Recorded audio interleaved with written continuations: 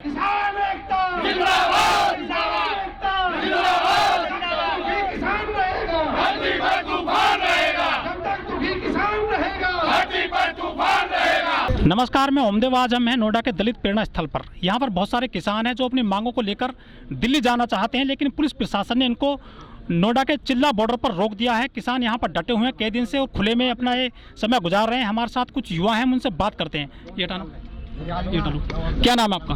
मेरा नाम अमित कुमार है। अच्छा, आप कहाँ से आए? मैं डिस्ट्रिक्ट अलीगढ़ थाना टप्पल। कहाँ जाना चाहते हैं आप? हम फिलहाल तो यहीं रुके हुए हैं। आगे से आदेश होगा अंदर दिल्ली कूच करने का, तो फिर दिल्ली जाएंगे। अच्छा, दिल्ली क्यों जाना चाहते हैं आप?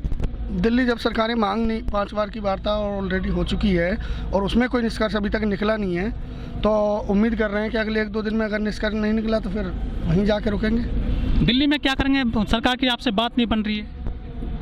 आज नहीं बन रही है, कल नहीं बन रही है, परसों नहीं बन रही है, 4 दिन बाद तो बनेगी।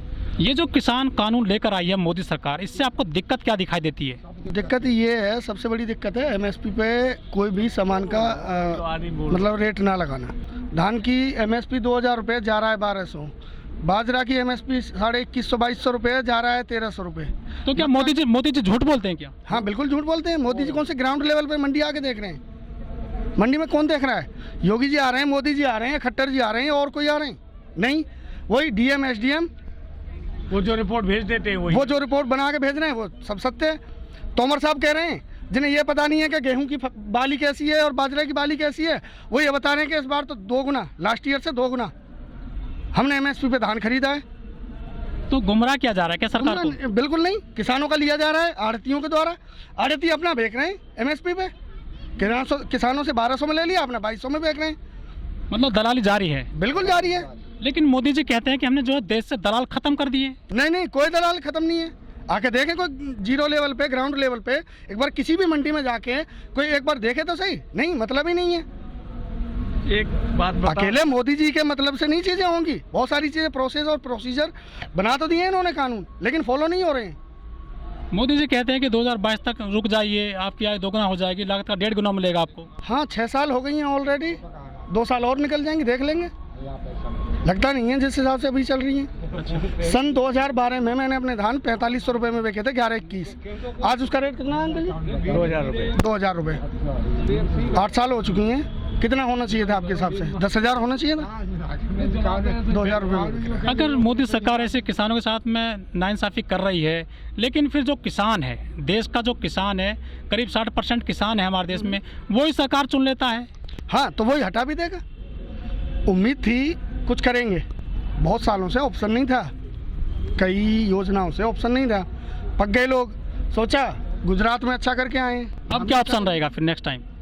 नेक्स्ट टाइम देखो, किसान सबसे बड़ा बेवकूफ़ किसान ही है। उम्मीद पे भाग रहा है। पहले किसी और से उम्मीद थी, उन्होंने ख़त्म कर दी। अब इनसे उम्मीद हुई, इन्होंने ख़त्म कर दी।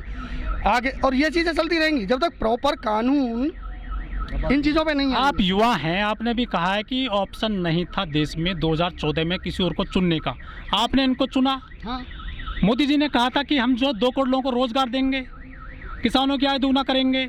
पूरी दुनिया में सबसे ज़्यादा युवा हमारे देश में है, उसके बावजूद हमारे देश का युवा सबसे ज़्यादा परेशान है। तो अब क्या आपको ऑप्शन लग रहा है नेक्स्ट टाइम? नेक्स्ट टाइम देखो, वो तो डिपेंड करेंगी राजनीतिक पार्टियां हैं, कैसे क्या प्रोसीजर उनका, कहाँ से कौन निकलेगा, वो अलग चीज़ें हैं। लेकिन फ़िलहाल ये है, सबसे बड़ी चीज़ जो है कि जो अन्नदाता, जो हमारा देश कृषि प्रधान देश, आज से नहीं, जब से हमारे देश का उदय हुआ है, गुलामी से आज़ाद हुआ है, कृषि प्रधान देश उससे पहले से भी रहा है। ठीक है, काय का कृषि प्रधान देश जी हमारा। मोदी जी भी तो कहते हैं कि इस जो कानून है, इससे किसानों को आज़ादी मिल जाएगी, जब तक किसान शोषण हो रहा था उनका। कितने दिन पहले आया था ये, संसद में पारित हुआ था? 20 सितंबर को कानून आ गया था देश में। सितंबर को मेरे ख्याल से 20 सितंबर के बाद में धान की फसल कटनी स्टार्ट हुई है। बाजरे की फसल उसी दौरान कटनी स्टार्ट हुई है, मक्का की और बहुत सारी फसलें हैं। अभी तक तो कोई किसी को मिला नहीं एमएसपी या उससे ज़्यादा। तो छोड़ो आप, एमएसपी नहीं मिल रही लोगों को। अच्छा, हाँ, अच्छा, करीब कैसे मान लें फिर? 5 दौर की वार्ता हो चुकी है, बात नहीं बन रही है किसानों के सरकार के बीच में। ना, किसान तानाशाही पे नहीं है सरकार तानाशाही पे है। अगर 5 दौर की वार्ता होगी है, उन्हें समझना चाहिए किसान की प्रॉब्लम क्या है। भाई वहाँ एक आदमी नहीं है, अलग अलग बहुत सारे संगठन हैं, सबसे प्रतिनिधि वहाँ जा रहे हैं, उनसे बातें हो रही, सारे बेवकूफ़ तो ना होंगे। लेकिन वो तो ये भी कहते हैं कि जो किसान हैं जो जाम लगाए बैठे हैं दिल्ली के चारों तरफ, उन्होंने रोड जाम कर रखे हैं, इनमें किसान नहीं है। किसान तो खेत में काम कर रहा है, ये किसान नहीं है, ये विपक्ष ने बगलाया है इनको, विपक्षी पार्टियों ने, ये तो खालिस्तानी है। देखो इस चीज़ को तो आप मीडिया हैं, पत्रकार हैं, आप ही लोग क्लियर करेंगे। नहीं, बीजेपी के मंत्री कहते हैं ना, उन्हें तो कहने की आदत है, लेकिन ये चीज़ें मंत्री ग्राउंड लेवल पे आके रिपोर्ट नहीं लेंगे। आप यहाँ हैं, गांव में जाके देखिए, इनके आधार कार्ड देखिए, इनके वो निकलवाइए, खतौनी ये किसान है कि आतंकवादी हैं या कौन है, और फिर उसके बाद में खेत भी देख के आइए।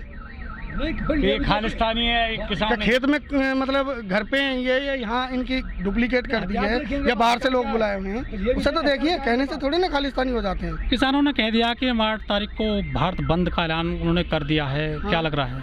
तो यही तो गवर्नमेंट का एजेंडा है, उन्होंने 9 तारीख क्यों रखी? अगर किसानों ने पहले से बोला हुआ है कि ये 5वें दौर वाली वार्ता अगर हमारी विफल होती है तो 8 तारीख को हम भारत बंद कर देंगे, तो उन्होंने 7 तारीख कल का एक्शन लेना चाहिए था, काय को 9 तारीख करी? ये कहीं ना कहीं तो गवर्नमेंट के माइंड में कुछ तो माइंड मेकअप उन्होंने किया हुआ है अपना। क्या मोदी सरकार टेस्ट ले रही है किसानों का? हाँ, अब तो टेस्ट देने उतरे आए, अब डरते ना ले रही है। बहुत दिन बाद हुआ है ऐसा। अच्छा, जो 2022 में चुनाव आ रहे हैं उत्तर प्रदेश में विधानसभा के, क्या कुछ असर पड़ेगा इस आंदोलन का? डिपेंड करेगा कि अभी वार्ता कहाँ तक पहुँचेगी। अच्छा, ठीक है, मतलब यदि किसानों के पक्ष में ये आ जाता है हाँ, इनका फैसला, तो फिर सुनेंगे सरकार को। ना तो मोदी जी हमारे चाचा जी हैं, ना आपके कांग्रेस और वो हमारे कोई घरेती तो कोई ना है। जो अच्छा काम किसान के लिए वो करेगा, किसान उनके साथ खड़ा हुआ। ठीक है।